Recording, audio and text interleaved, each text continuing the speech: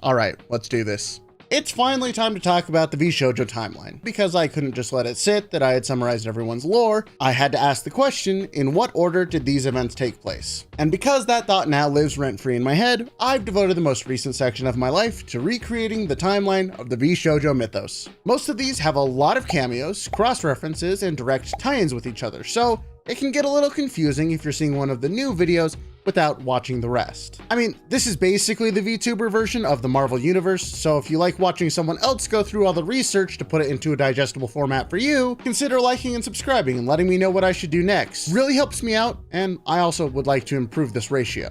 With that disclaimer out of the way, let's start at the beginning, when the universe was created. In the Vshojo mythos, there's a creator, someone who made all life, gave it free will, and then promptly fell asleep. Around the same time, Azathoth, yes, as in the Azathoth who needs to devour sanity to stay awake from Lovecraftian horror, is also around and planting the seeds of life across the universe. Just given how things are phrased in the origin story, it seems like Azathoth and the creator were active around the same time, and then both fell asleep. We aren't certain if they are the same being, though that's the belief I personally subscribe to, but it's mostly irrelevant in the grand scheme of the timeline, at least so far. After an undisclosed amount of time, Nyanners is both created and sent out to light the beacon of chaos to wake up Azathoth, because yes, Nyanners is an eldritch being. It's likely around this time that Ironmouse, or Satanael, as she's called in her angel form, leads a rebellion up in heaven because she was bored and wants to see the creator, something that no one up until this time had done. Ultimately, she was successful, but upon seeing the creator, got kicked down to hell and had her memory of that day taken from her, alongside thousands of other angels, including Booby. Ironmouse was also sealed in a box that robbed her of her senses as punishment, and I want to mention that Nazuna was in heaven during this rebellion, but didn't fall down to earth until much later. Unfortunately, we still don't have her full story. Booby was rather dissatisfied with his new life down in hell, so he decided to conquer it, and did pretty well considering he gained control of everything except Limbo. He ended up relying on an ancient prophecy to find more power, which resulted in him breaking Ironmouse out of her prison, and then using her power to unite all the armies and finally succeed in conquering all of Hell. While this rebellion and subsequent conquering of Hell was going on, Nyanners had been wandering around space, meeting up with Goro, and eventually arriving at Earth sometime around the Empire of Babylon. At least that's the closest match I could find based on a few screens of clothing and architecture we see in her video. She immediately began to drain people of their sanity, but didn't seem like she was in that much of a hurry to light the beacon or whatever other mission Azathoth had given her. She kept up this behavior for a few hundred, maybe 1,000 years, and met Ironmouse in the interim, who tried to be her friend. We know this was after her escape from the box and likely after the conquering of Hell, as she did rule it for a time before once again growing bored and beginning to explore Earth and its humans. Nyanners rejected this offer, continuing to drain humans of their sanity until she was confronted by Vebe and Haruka. She ended up losing that fight and getting sealed away, but as a last-ditch FU, she cursed Vebe, turning into her succubus, sealing her memories and beginning a 2,000-year-long slumber buried under the ice in Siberia.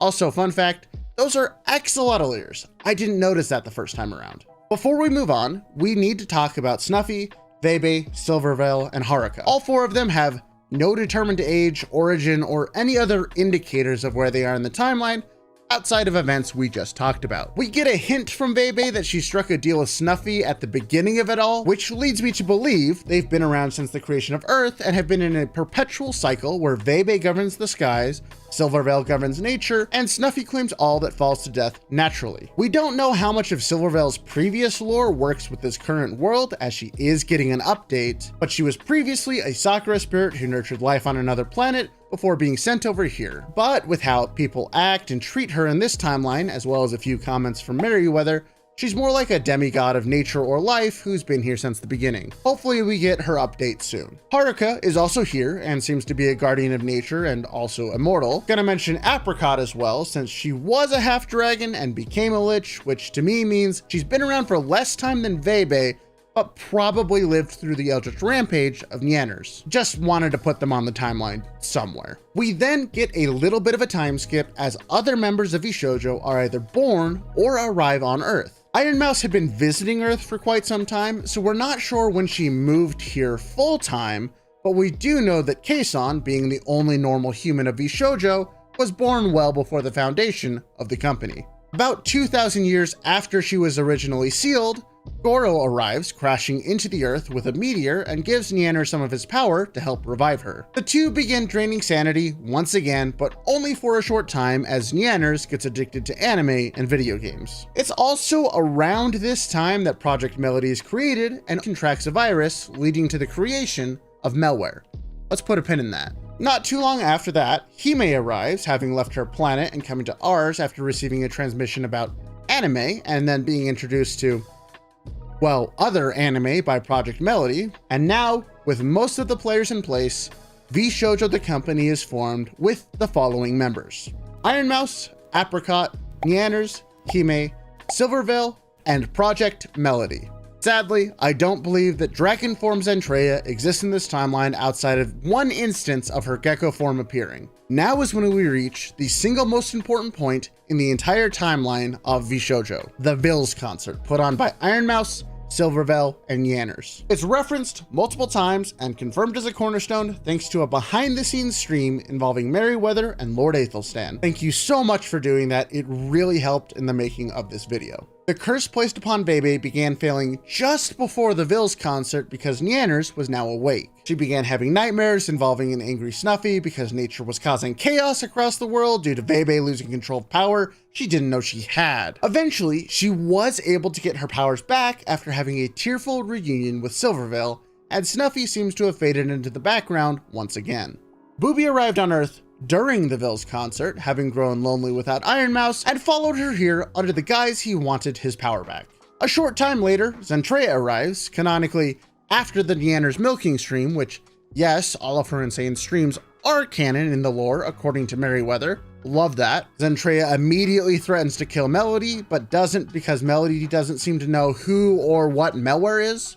Put a pin in that. A short time later, malware hacks and takes over Vshojo, but was able to be contained and now seems to be a rather passive player in our universe, at least for a month or two. Put another pin in that one. And finally, Kei-san is enjoying life and almost runs over Nizuna with her motorcycle. Both of them join Vshojo a short time later.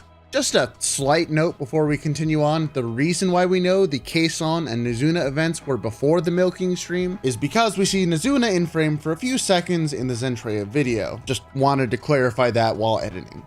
And finally, Project Melody becomes a driver for the Vshojo Motorsports team before malware from another universe arrives, taking control of her body along with another version of Iron Mouse who's planning to take over Hell because our Iron Mouse abandoned it. Also, there's Corpse Husband, who is a void demon also trying to take over Hell. Is that all clear as mud? Great, because now we get to talk about the Zentria timeline, which will add some much needed clarity. To start off with, we need to return to malware, the glitched version of Melody, which in our timeline has been an annoyance at worst. However, in the far future, this glitch eventually takes over and seemingly destroys Melody. Also all of humanity, because that's right, in Zentria's universe, malware is the supervillain. She's managed to kill nearly all the members of Vshojo, as well as the entire human race. Apricot is still around though. In a last-ditch effort to save humanity, Zentria and the professor steal time travel data and send Zentria back in time to stop malware from taking over. It's revealed, however, that time travel doesn't change the past, it just creates a new timeline. So that's the crazy thing. Malware officially won. She killed everyone and made a utopia for the machines. This is also the reason why Zentria threatened to kill Melody upon arriving in our time. However, it seems that our Melody only thought of malware as a glitch and nothing more, so she denied its existence, probably to keep the angry android from obliterating her from all of cyberspace. Back in the Zen timeline, it turns out that killing all the machines made malware bored, another strangely common thing among Vshojo members, so she tried to invade Hell, which backfired, but did reintroduce her to the Iron Mouse of this universe. She wasn't particularly happy with malware, but they ended up making some sort of deal, which led to the Zentria timeline malware taking over our timeline Melody's body, locking her in her own mind, strangely enough, with our version of malware. That's right, there's two of them now. Also, Zentria timeline Iron Mouse showed up and she didn't come alone. So canonically, we're looking at least 4 different versions of Iron Mouse all hanging out in our universe. Whether or not they'll all be evil or on our side remains to be seen, but I personally hope that our version of Malware is going to join the fight against the Zentria versions of Mouse and Malware, because that kind of confrontation sounds awesome. But there you go, the entire Vshojo timelines in all their glory, up to the Race Queen Mel lore video. There's a lot of cameos in these videos which may or may not have specific implications. People like Nina, the Luxian boys of Nijisanji, Mori Calliope, Saikuno, and many others. I've chosen not to include them as we're not aware of their lore significance yet, but if and when more information comes out, I'll cover the developments as they arrive. In the meantime, if you want a slightly more in-depth summary of all of their individual lores, you can check out the shorts compilation I made here.